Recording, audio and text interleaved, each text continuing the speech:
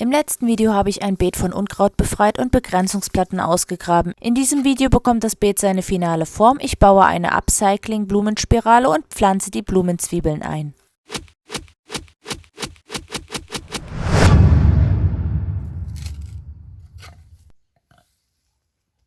Ich habe mir ein bisschen Gedanken gemacht, wie ich das hier hübsch gestalten kann und nicht zu viel Erde zum Höhenausgleich auf die Wiese haken muss. Und ich glaube, mir ist da eine ziemlich originelle Idee gekommen.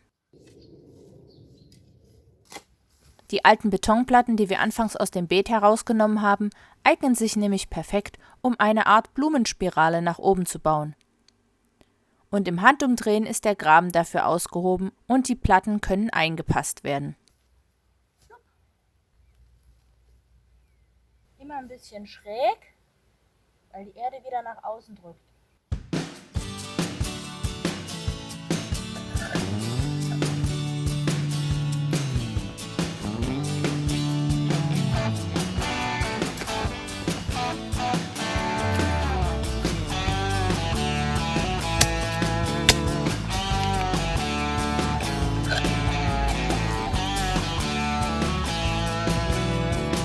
Wenn dir das Video bis hierher gefallen hat, lass gerne mal einen Daumen hoch und ein Abo da. Danach wird noch alles schön glatt gehakt. So sieht das Beet bis jetzt aus, aber wir setzen natürlich noch einen drauf.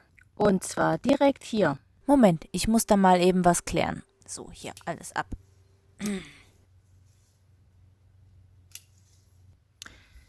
Wenn ihr gerne ein Tutorial haben möchtet, wie man Forsythia schneidet, schreibt es mal bitte in die Kommentare.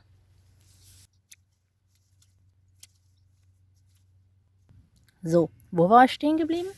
Und weiter geht's mit der zweiten Etage.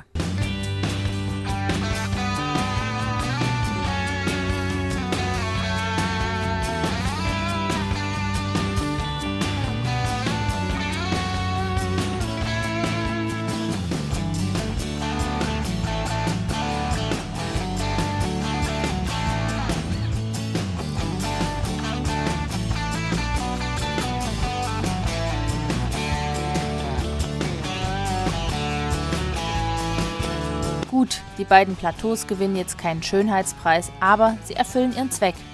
Das wird dann später noch mit guter Komposterde aufgefüllt. Das sind jetzt die Pflanzen, die ich hier ausgegraben habe. Das ist zum einen so eine Art Kornblume, dann der Phlox, die Knollen, die ich gestern rausgeholt habe und noch einen Stapel Erdbeeren. Dann habe ich hier noch eine Eibe. Dann habe ich im Laden ein paar schöne Knollen gekauft. Die hier blühen im März und April. Das ist eine Iris und Krokusse. Dann haben wir hier verschiedene Narzissenarten. Die blühen alle im April. Dann kommen hier die verschiedenen Blümchen, die im April und Mai blühen. Ein paar Tulpen für den Mai, Juni. Dann auch noch verschiedene Alliumarten und noch ein paar Tulpen. Und dieses hübsche Pflänzchen.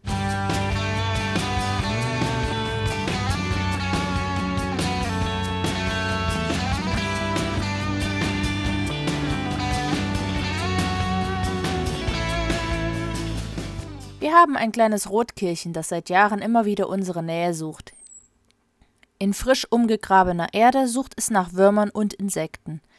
Natürlich kommt es dabei manchmal zum Streit mit Artgenossen und auch andere Vögel sind neidisch und greifen gerne an.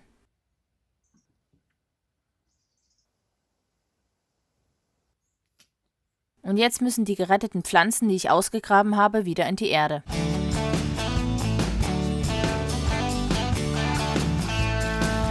Es war mittlerweile Mitte September und nicht mehr ganz so heiß, aber die Trockenheit im Sommer hatte allen Pflanzen in diesem Jahr zugesetzt.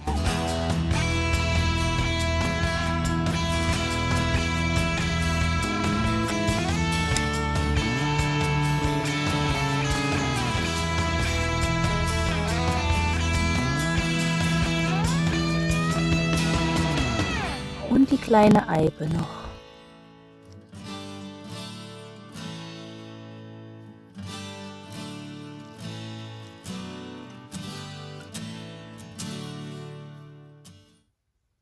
Im Baumarkt hatte ich eine ganze Reihe Blumenzwiebeln gekauft. Mal schauen, wie kann ich die am schönsten verteilen? Vielleicht ein bisschen mischen. Dann habe ich hier noch Narzissen, sodass nie an einer Stelle immer nur eine blüht. Wollen wir da auch noch ein paar Krokusse mit reinmachen? Warum ich die in die Pflanzschalen tue? Wir haben hier immer Mäuse. Und die fressen sonst die Zwiebeln auf.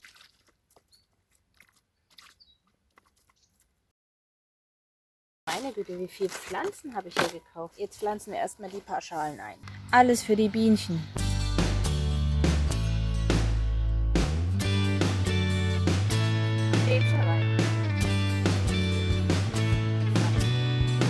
Die Pflanzkörbe habe ich dann in der Blumenspirale und im Rest des Beetes eingesetzt.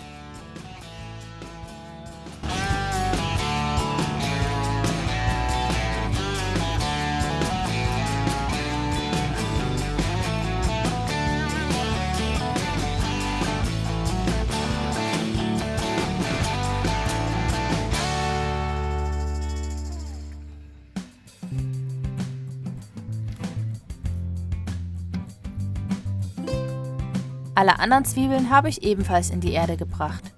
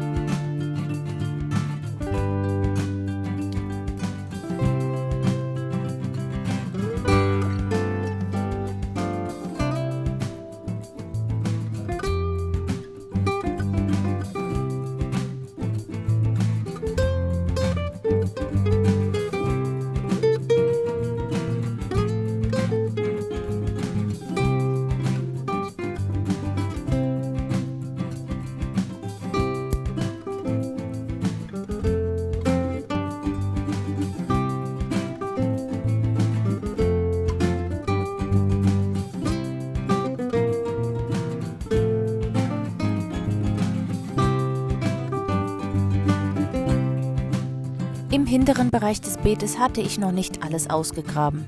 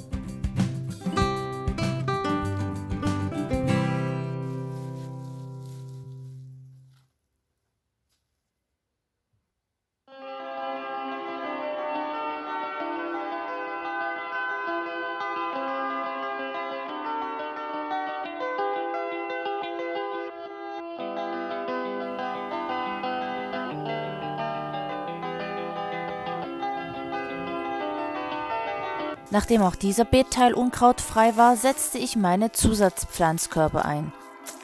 Ein Upcycling aus einem alten Rollwagen, der 10 Jahre lang in meinem Jugendzimmer stand. Wir haben jetzt hier noch ein paar Zwiebeln aus dem letzten Jahr und noch die restlichen, die ich gekauft habe. Da können wir auch gleich das Allium mit reinpflanzen. Und Kerzenbecher habe ich hier noch.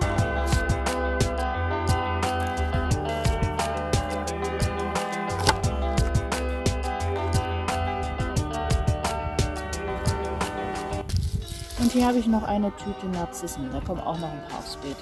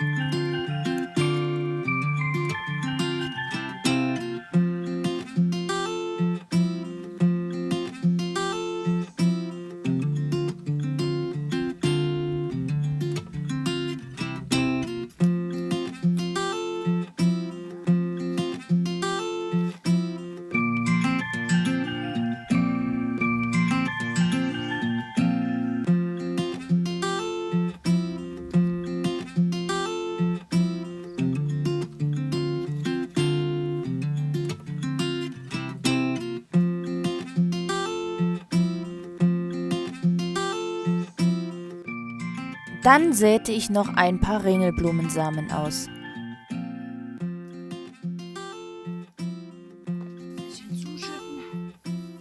Noch bevor Corona wirklich ausgebrochen war, ging die Planung und der Bau des Insektenhotels in die finale Phase. Schlussendlich hatte ich alle Pflanzstellen markiert und der Frühling konnte kommen. Doch zuerst wurde es Winter in unserem Waldgarten. Es wird Frühling und die ersten Blüten kommen zum Vorschein, doch das Beet wird weiter optimiert und dann beginnen wir mit dem Bau des großen Insektenhotels.